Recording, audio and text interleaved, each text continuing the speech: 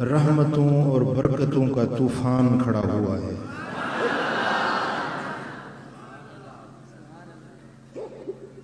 अनकरीब रमज़ानुल मुबारक जलवागर होने वाला है, जो ईमान वालों के लिए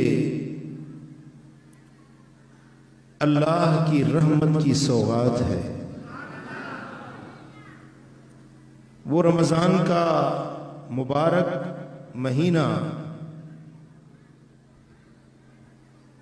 जिसमें मोमिनों के रोज़ी को बढ़ा दिया जाता है, उनके दर्जात को बुलंद कर दिया जाता है, थोड़े आमाल पर बहुत बड़ा अजर और इनाम अता किया जाता है। वो ऐसा शहर अजीम है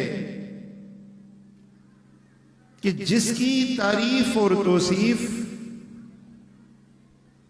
खुद इमामुल अंबिया मदीने वाले ताजदार ने खुद अपनी ज़बान नबूवत से फरमाई।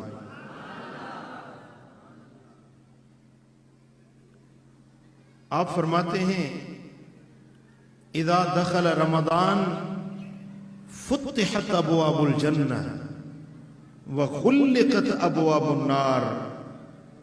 जब रमज़ान दाखिल होता है, जब रमज़ान का चांद नजर आता है, तो रहमत के सारे दरवाजे खुल जाते हैं